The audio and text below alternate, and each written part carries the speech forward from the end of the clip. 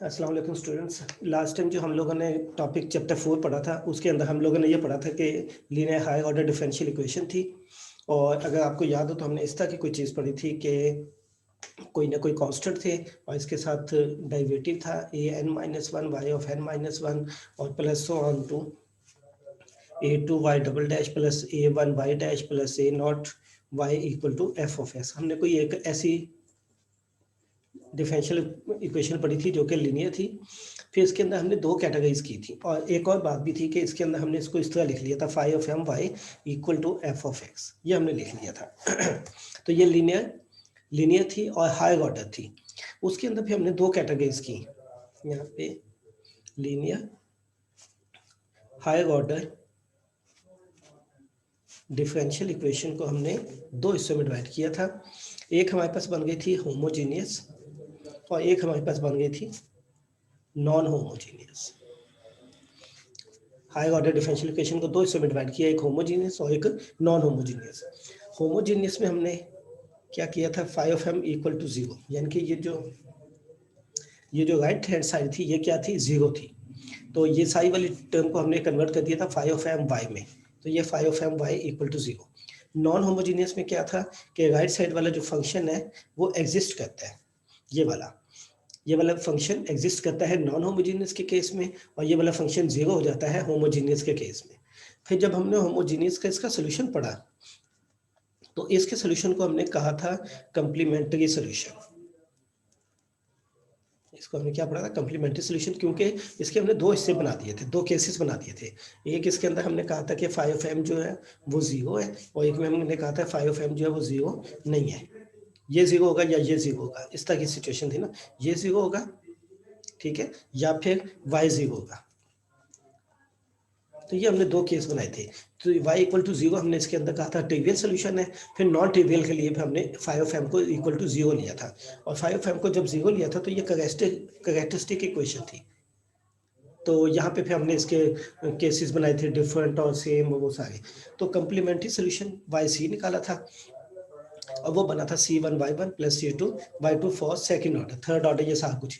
और ये एक्सरसाइज थी आपकी 4.3 एक्सरसाइज थी।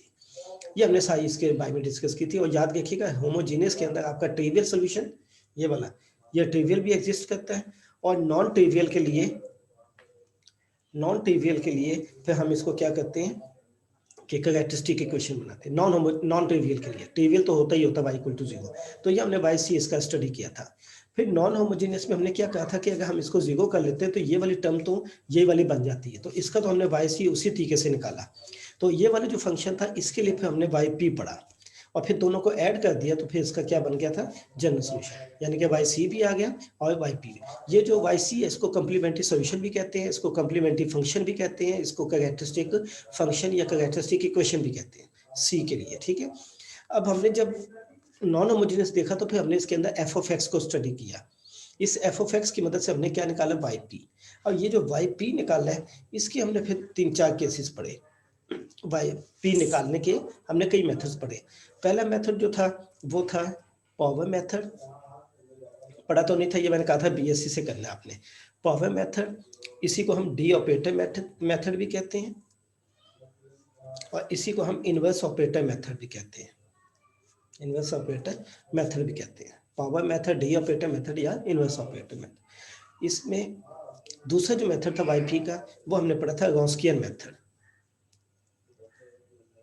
रॉन्स्कियन मेथड, या इसको हमने नाम दे दिया variation of parameter method, variation of parameter method. और ये थी एक्सरसाइज आपकी 4.7। फिर हमने एक तीसरा मेथड पढ़ा था, that one is UC method. और यूसी मेथड के लिए फिर हमने 3 केसेस पढ़े थे। एक था डेफिनेशन वाला, एक था ऑपरेटर मेथड, और एक था हमारे पास एनिहिलेटर मेथड। ये आपकी एक्सरसाइज थी 4.6, ये थी 4.5 और ये थी 4.4। तो 4.3 तो आपकी होमोजेनियस पे थी, 4.4 आपका यूसी का डेफिनेशन था, 4.5 आपकी ऑपरेटर पे, 4.6 पे एनिहिलेटर पे, और 4.7 आपकी रॉन्स्कियन पे। आपकी एक्सेस चैप्टर 4 की वो थी। डेफिनेशन मैंने कहा था कि ये आपने बीएससी वाला करना है, ये बीएससी से आपने करनी थी। ऑपरेटर मैंने नहीं करवाया था, तो एनिहिलेटर मैंने करवा दिया था। फिर यहाँ से पावर मेथड जो है ये भी आपका बीएससी पे था, ठीक है। तो ये दो आपके जो टॉपिक थे ये आपके बीएससी के रिलेटेड थे। बीएससी में वैसे ये भी है, यूसी मेथड ये है, वेरिएशन पैरामीटर भी बीएससी में मौजूद है, ये भी मौजूद है। एक हमने मेथड और पढ़ा था, और वो मेथड था हमारे पास reduction of order method, reduction of order method. Reduction of order method को भी हमने दो केसेस के लिए यूज किया, ठीक है। एक होमोजीनियस के लिए और एक हमने इसको पढ़ा था नॉन होमोजीनियस के लिए। नॉन होमोजीनियस में फिर हमने दो केसेस पढ़े थे कि अगर आपके पास वाई जो है वो पता हो या फिर वाई पता ना हो, ये हमने दो केसेस किए थे, वाई नॉन और why not non.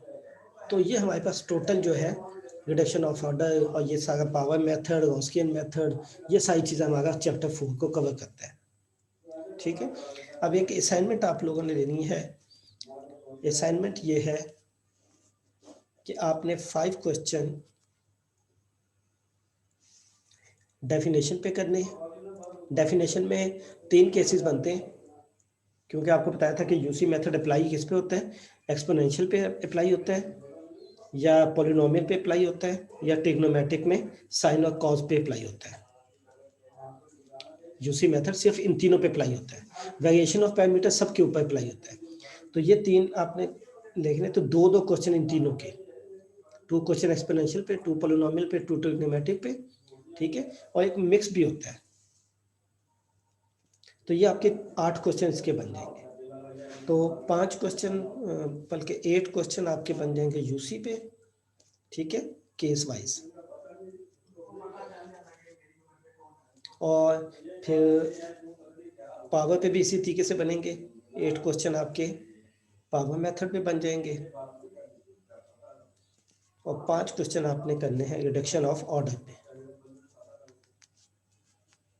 This is your assignment.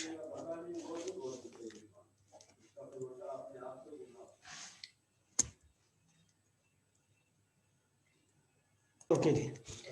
अच्छा, आज का जो हमारा टॉपिक है वो है Cauchy Euler differential equation. Cauchy Euler differential equation, Cauchy लेदर मैथमेटिशियन है, आयलर लेदर मैथमेटिशियन है। देखिए, अभी मैंने आप लोगों को बताया था कि चैप्टर ये हमने एक डिफरेंशियल इक्वेशन ली थी लिनियर हायर ऑर्डर, उसके अंदर हमने ये ए जो थे ये इसकी भी हमने कैटेगराइज किया था कि ये आपके पास कोफिशिएंट जो है वो कांस्टेंट्स होंगे, ये वाले ए जो है, और ये वेरिएबल होंगे, ये भी हमने डिस्कस किया था। अगर तो ये कोफिशिएंट कांस्टेंट है तो ये आपका चैप्टर 4 था सारा। अब दूसरा क्या है कि कोफिशिएंट क्या हो, वेरिएबल हो, ये आपका चैप्टर 6 है जो अभी हम स्टार्ट करने लगे हैं। तो यहाँ पे देखिएगा काशी आयलर के अंदर अब डिफरेंशियल इक्वेशन आपकी किस तरह की होंगी।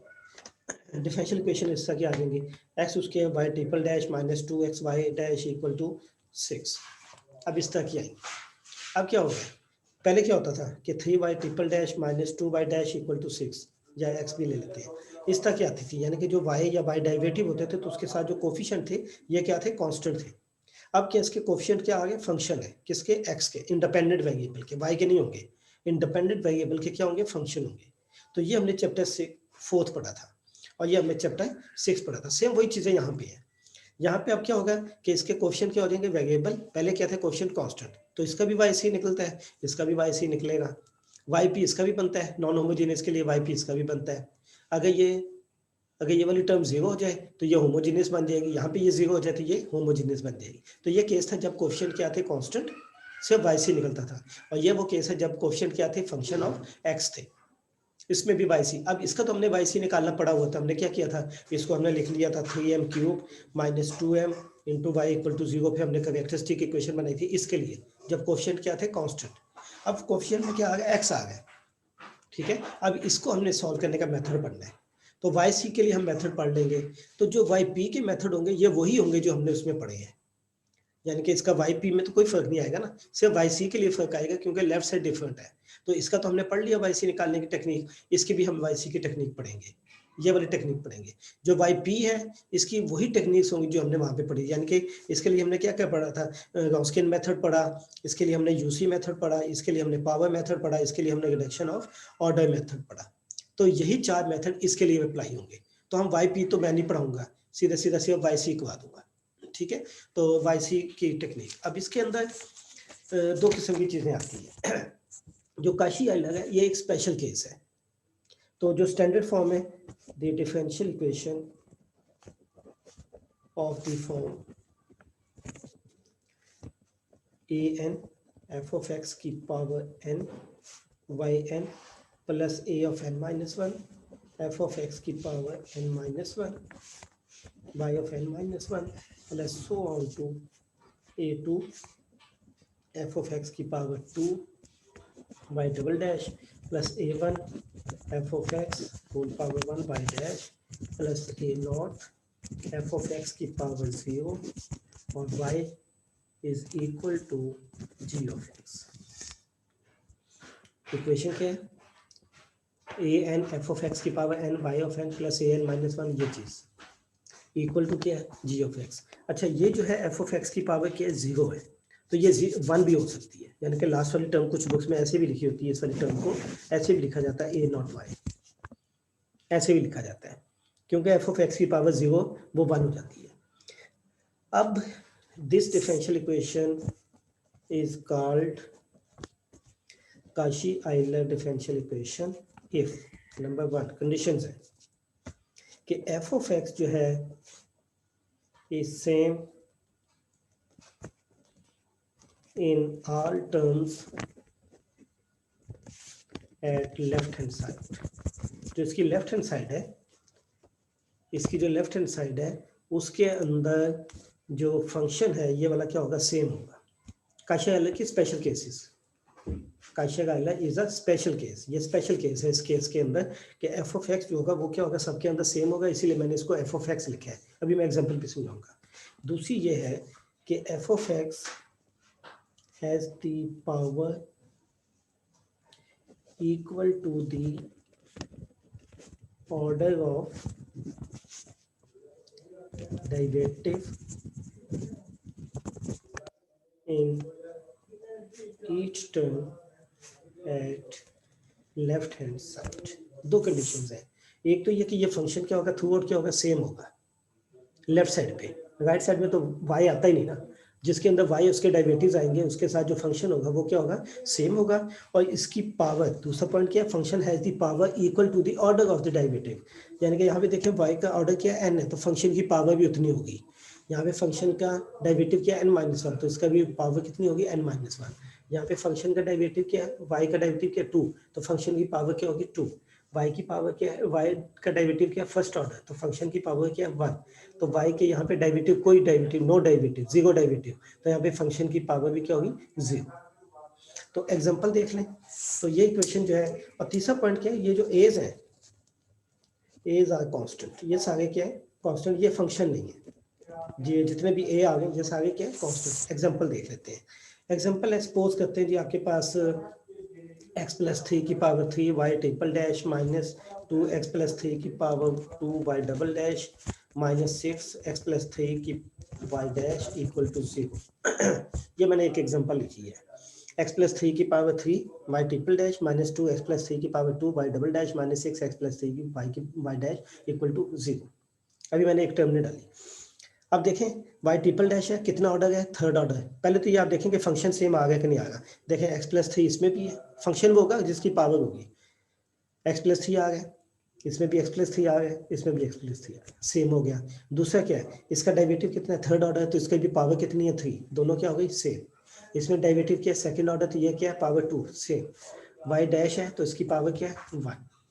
तो ये काशी-आइलर, ये जो -6 है, ये जो -2 है और यहाँ पे जो 1 है, ये आपके क्या है, ये जो है ये कांस्टेंट्स है, ये जो बात की थी ना एज वाली, ए ये वाले, ये ए क्या है, ये कांस्टेंट्स।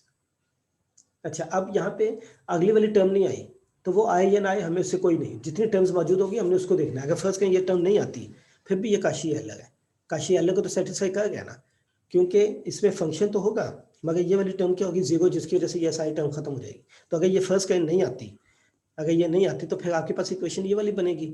और इसमें क्या बनता है, थर्ड ऑर्डर, पावर क्या है 3, फंक्शन यहाँ पे x प्लस थी, यहाँ पे भी फंक्शन क्या है x प्लस थी, तो दोनों क्या बन जाते हैं सेम, तो कॉची अलग रहेगी। तो बस ये दो कंडीशन आपने चेक करनी है, बाकी ये कुछ टर्म्स आए ना आए हमें उससे कोई वो नहीं है। दूसरी एग्जांपल भी देखते हैं कि जैसे x माइनस 1 की power 2 Y double dash minus 6 x minus 1 की power Y dash plus 5 X X नहीं लेते 5 वाई इक्वल टू ई की पावर एक्स। अब ये देखें ज़रा, अब यहाँ पे पावर फंक्शन क्या है x माइनस 1, यहाँ पे भी x माइनस 1 आ गया, यहाँ पे भी x माइनस 1, यहाँ पे भी मौजूद है मगर उसकी पावर क्या है 0। आप माइंड में ये रखें कि यहाँ पे x माइनस 1 मौजूद है मगर उसकी पावर क्या है 0 है। तो यहाँ पे देखें डेरिवेटिव सेकंड ऑर्डर है तो ये पावर भी 2, फर्स्ट ऑर्डर है तो पावर भी 1, कोई डेरिवेटिव नहीं तो यहाँ पे भी कोई पावर नहीं है, 0।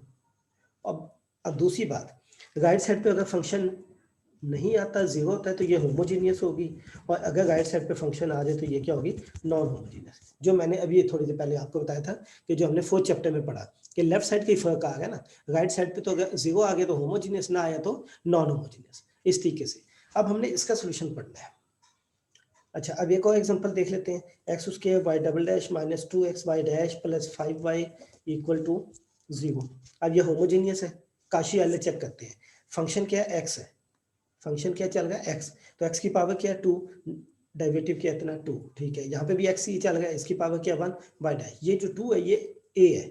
अब यहाँ पे x की पावर क्या है 0, तो y की पावर भी क्या है, वो डेरिवेटिव जो है वो 0, यानी कि कोई डेरिवेटिव नहीं लिया। तो ये होमोजीनियस और नॉन होमोजीनियस का केस इसकी बेस पे डिपेंड करता है कि राइट साइड 0 भी होगी और नॉन 0 भी हो सकती है। अच्छा, अब लेफ्ट साइड से सोल्यूशन क्या निकलेगा, yc निकलेगा, राइट साइड से क्या निकलेगा yp, अगर होगा तो सेम वही कहानी है जो चौथे चैप्टर में थी, सिर्फ इसका ये फंक्शन साथ आ जाएगा, उसको हमने सॉल्व करना है। अच्छा, अब नेक्स्ट जो है, नेक्स्ट ये है कि अब जब हमने इसको सॉल्व कर लिया तो X square Y double dash minus 2x Y dash plus 5y equal to 0। मैं होमोजीनियस की बात कर रहा हूँ जिसके लिए हमने yc निकालना है। अब यहाँ पे इसको सॉल्व करने के दो तरीके हैं, एक तो ये है कि कोई नया मेथड पर लिए जाए, हम क्या करते हैं कोई एक नया मेथड पढ़ लें इसको सॉल्व करने का। दूसरा ये है कि हम कन्वर्ट कर दें, कन्वर्ट फंक्शन टू कॉन्स्टेंट्स, यानी कि हम क्या करें, इसको ऐसे तरीके से सॉल्व करें कि इसका x वाला फंक्शन जो है वो खत्म हो जाए। जब x खत्म हो जाएगा, x खत्म हो जाएगा तो फिर ये कन्वर्ट हो जाएगा किस तरह में, इस तरह की इक्वेशन में किसी में कन्वर्ट हो जाएगा जिसमें क्या होंगे, कॉन्स्टेंट्स आएंगे। जब कॉन्स्टेंट आएंगे फिर हम इस पर चैप्टर 4 लगाकर इसको सॉल्व कर सकते हैं, ठीक है। इस तरीके से ये हमारे दो मेथड है इसको सॉल्व करने के, एक ये है कि कोई नया मेथड पढ़ लिया जाए, मेथड तो नया नहीं इसका नाम है एक, और दूसरा ये कि हम इसको कन्वर्ट कर दें, ठीक है। ये अब हमारे पास दो वो हो गए। अब ये हमारे पास क्या होमोजीनियस है, अब इसको x को ख़त्म करना है। अच्छा, अब इसका मेथड देख लीजिएगा, मेथड क्या है, मेथड फॉर होमोजीनियस काशी-आइलर इक्वेशन। इसका मेथड ये होता है कि वो जो फंक्शन आता है, जो सेम फंक्शन होता है, हम सोल्यूशन y को वो लेट कर लेते हैं कि उसकी पावर क्या है m है, क्या सपोज कर लेते हैं कि वो जो फंक्शन है उसी की पावर m जो है इज दी सोल्यूशन, हम कह देते हैं कि यही इसका क्या है सोल्यूशन है। जैसे अभी देखिए, अभी मैंने आपको बताया कि यहाँ पे देखें फंक्शन क्या था, x प्लस 3 था, सिर्फ फंक्शन लेना, उसकी पावर को नहीं लेना, फंक्शन क्या था x प्लस 3, तो हम इसका सोल्यूशन क्या कहेंगे कि y equal to x plus 3 की power m is the solution. यहाँ पे फंक्शन क्या आ गया x माइनस 1, तो हम कह देंगे x माइनस 1 की power m is the solution. यहाँ पे फंक्शन क्या आ गया x आ गया, तो हम कह देंगे कि x की power m is the solution. असल में हम कर क्यों गए हैं, हम इसलिए कह रहे हैं कि जब इसका हम डेरिवेटिव लेंगे तो वो खुद ब खुद इसके अंदर ये जो x है इसको ख़त्म कर देगा। अब एक एग्जांपल देख लें इसको, और इसके में अच्छा जी, अब देखिए ये मैंने एक एग्जांपल ली है, एक्स उसके Y double dash minus 6y equal to 0। तो ये हम हमारे पास क्या है, काशी अलग है। कैसे पता लगा कि वाई डबल डैश है, इसके साथ फंक्शन क्या है x, उसकी पावर क्या आ गई है 2 आ गई है, ठीक है। तो ये इसके साथ मैच कर गया, यहाँ पे डेरिवेटिव नहीं है तो यहाँ पे फंक्शन भी नहीं है, तो ये होमोजीनियस है, होमोजीनियस काशी अलग। और दरम्यान में वाई डैश वाली टर्म आए या ना आए हमें उससे कोई वो नहीं है, बाकी कंडीशन सेटिस्फाई होनी चाहिए।